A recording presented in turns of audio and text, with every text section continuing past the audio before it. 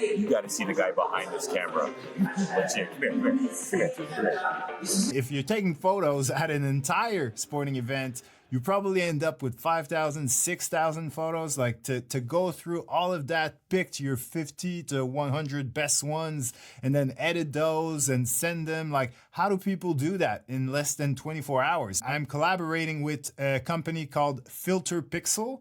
Their whole purpose is to streamline your workflow. So from the moment you're done taking photos to the moment you upload your photos to send them to clients or whatever, that whole process is streamlined through an app that can do it all. What I liked about FilterPixel specifically is that with the others, the way the AI rejects the bad photos is solely based on technicalities, like keeping the eyes open, being in focus, things like that. Where with FilterPixel, it does all that, obviously, but there's also a creative aspect to it, where you tell it, is it a wedding, is it a concert, is it a sporting event? And based on that, it will pick photos that are best for that type of event. So it's really an app that is created for event photographers. And with sports, I think it's a great way to do the whole post-production side of photography. It does that using an AI-powered software that automatically reviews your photos, selects the best ones, and removes duplicates, blinks, blurry shots, and just overall bad pictures. The first thing you should do after opening the app for the first time is go to Preferences and pick your rating system. You can choose between a star rating, a color rating, or tags that literally say best, review, or reject. Personally, I like the colors. Green, yellow, and red is a pretty obvious system, so let's go with that. Then you can import your photos directly into FilterPixel with a simple folder drag and drop, and the software will start analyzing your images right away. Meanwhile, you can change your project name and also select your type of shoot. As you can see, not only is there a sports option, but there's also more specific football and basketball options. So I can only imagine that there will be even more sports added to this list as the software gets improved.